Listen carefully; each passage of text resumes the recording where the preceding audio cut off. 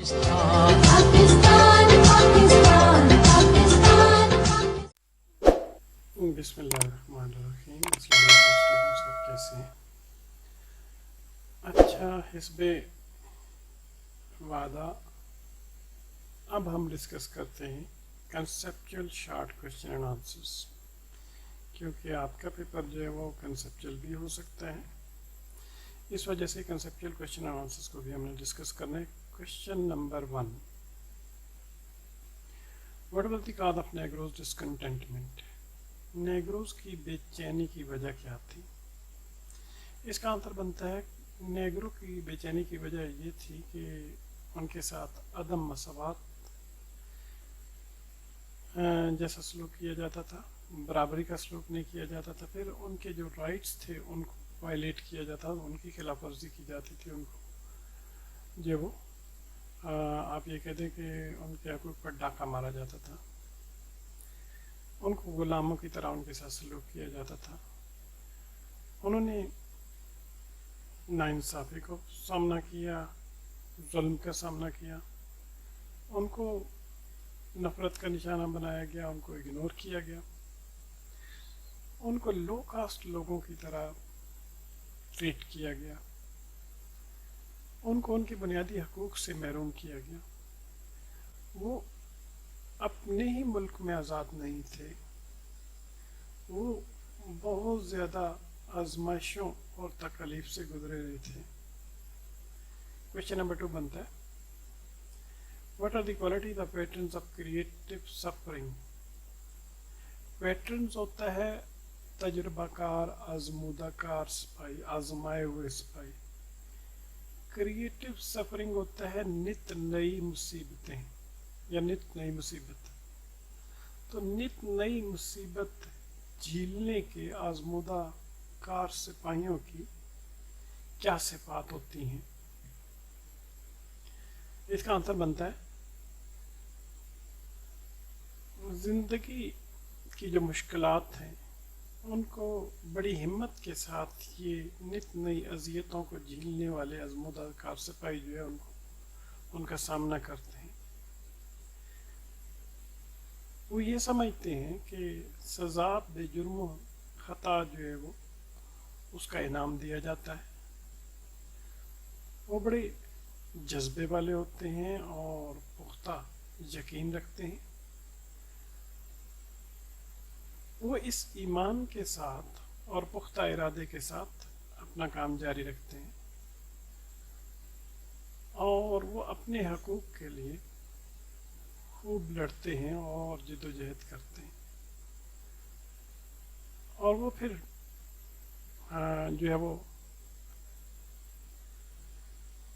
मायूसी की वादी में बिल्कुल नहीं जाते। अब क्वेश्चन नंबर 3 बनता है, what is the dream of Martin Luther king? Martin Luther king JR का क्या ड्रीम है जी? JR उसका की एब्रीविएशन होगा नाम का जी। उसका ड्रीम क्या, उसका ख्वाब क्या है? मार्टिन लूथर किंग JR जो है वो ब्लैक पीपल, ब्लैक लोगों की ज़िंदगी के हर शोबे में बराबरी का ख्वाब देखता है। वो मास्टर्स और स्लेव्स को इकट्ठा चलता हुआ देखता है या इकट्ठा रहता हुआ देखना चाहता है। और उसका ये ख्वाब है कि अल्लाह ताला की जो गाड की जो अज़मत है, लाड की जो अज़मत है वो ज़ाहिर होगी और भाईचारे, मसावात, इंसाफ और आज़ादी की हुक्मरानी होगी। और ये उस वक़्त होगी जब लोग जो है उन अपनी जिल्द के रंग की वजह से नहीं परखे जाएंगे, बल्कि अपने किरदार की खूबियों की वजह से परखे जाएंगे। ठीक है। क्वेश्चन नंबर 4 बनता है, what should be the faith of नेग्रोज? नेग्रोज का जो यकीन है, जो ईमान है, वो क्या होना चाहिए? आंसर उसका बनता है, the faith of negroes should be to struggle hard for the equality of rights. हकूक़ की बराबरी के लिए بہت زیادہ جد و جہد کرنا نیگروز کا ایمان ہونا چاہیے، اور انہیں ظلم اور حق تلفی کے خلاف مزاحمت کرنی چاہیے۔ ان کا یہ ایمان بھی ہونا چاہیے کہ سزا بے جرم و خطا روح کی پاکیزگی کا باعث ہے، نجات کا باعث ہے، ریڈیمپٹیو ہوتا ہے نجات، اور انہیں ان کی جو ایبلٹیز ہیں، ان کی جو قابلیت ہیں، ٹیلنٹس ہیں، ان پر بھی یقین ہونا چاہیے، اور انہیں نسل پرستی سے آزادی حاصل کرنی چاہیے۔ کویشچن نمبر 5 بنتا ہے، نیگروز کا کیس لڑنے کی نیگروز کی آزادی کا کیس لڑنے کی کیا ضرورت تھی؟ مارٹن لوتھر کنگ نے نیگروز کا کیس اس لیے لڑا کیونکہ وہ چاہتا تھا کہ ان کو عزت ملے، عظمت ملے، اور یہ کہ بالکل ایسے ہی عظمت ملے، ایسے ہی عزت ملے جیسا کہ وائٹ امریکنز کو ملی ہوئی ہے، اور اس نے اس وجہ سے بھی نیگروز کی آزادی کا کیس لڑا کیونکہ وہ اپنے بنیادی حقوق سے محروم تھے، ان سے نفرت کی جاتی تھی، ان کو اگنور کیا جاتا تھا، اور بڑے برے طریقے سے ان کے ساتھ سلوک کیا جاتا تھا۔ ان کو جو وائٹ پیپل تھے، گورے تھے، ان سے کم تر سمجھا جاتا تھا۔ Question number 6، what should be the criterion of judgment for a person؟ ایک شخص کو پرکھنے کی کیا کسوٹی ہونی چاہیے، کیا ٹچ سٹون ہونا چاہیے؟ کرائٹیرین کا مطلب ہوتا ہے ٹچ سٹون، ٹھیک ہے، کسوٹی، ٹھیک ہے، جیسے ایک سٹون کو جو ہے وہ ٹچ کر کے، یا کسی کوئی چیز، کوئی میٹل ہے، اس کو سٹون سے ٹچ کرتے ہیں تو پتہ چلتا ہے یہ سونا ہے یا چاندی، یا کسی سٹون پہ رگڑا جاتا ہے تو پتہ چلتا ہے کہ یہ سونا ہے یا چاندی، ٹھیک ہے، تو اس کو ٹچ سٹون کہتے ہیں۔ تو ایک ٹچ سٹون کیا ہونی چاہیے، کرائٹیرین کیا ہونی چاہیے، فارمولا کیا ہونا چاہیے، ججمنٹ کا کسی بندے کو پرکھنا ہو تو اس کا کیا فارمولا ہونا چاہیے؟ آنسر یہ بنتا ہے کہ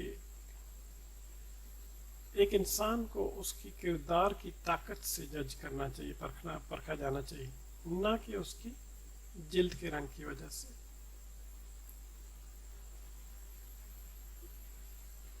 اس کے مثالی انسانی کردار کی وجہ سے اس کو جج کیا جانا چاہیے، پرکھا جانا چاہیے، نہ کہ اس کے جلد کے رنگ کی وجہ سے اس کو پرکھا جانا چاہیے۔ اب کویشچن نمبر 7 بنتا ہے، do the negroes enjoy liberty in all parts of their country? کیا نیگروز اپنے ملک کے تمام حصوں میں آزادی کو انجوائے کرتے ہیں؟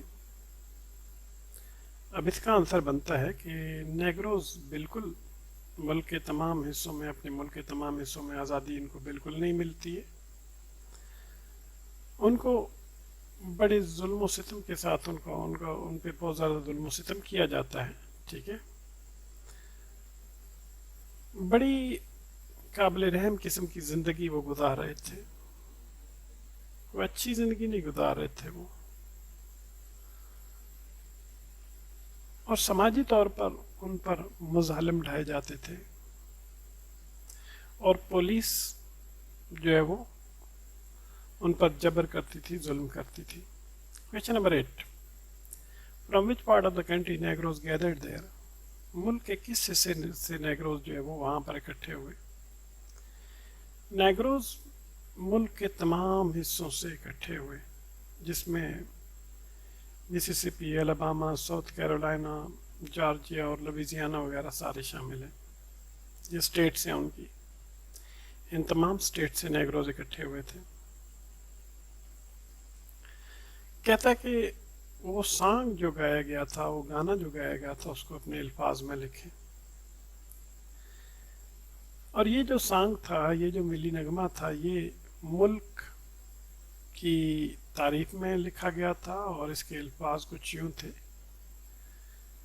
कि मेरा मुल्क जो है वो बहुत मीठी सरजमीन है आज़ादी की, मेरे बाप दादा का मदफन यहीं पर है, यहीं पर दफन हुए, और मुख्तलिफ मुल्क के मुख्तलिफ हिस्सों से लोग जो है वो यहाँ पर आते हैं और बड़ा प्राउड फील करते हैं इस पर। हर पहाड़ मेरी मादरे वतन का जो है वो आज़ादी के गीत गाता है। क्वेश्चन नंबर 10 आ जाता है, what is the effect of the repetition of words.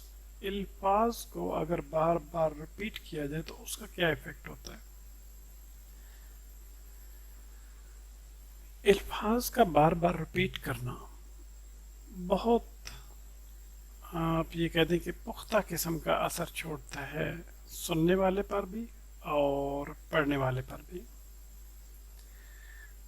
और इसको बड़ी तेज़ी से और बड़ी आसानी से वो इसको सीख सकता है। जो शायर होता है या राइटर होता है, जो मुसन्निफ होता है, वो अपने आइडिया को बड़े मुनासिब अंदाज में और बड़े पुरअसर अंदाज में अपने मजमून के अंदर या अपने सब्जेक्ट के अंदर शामिल कर सकता है,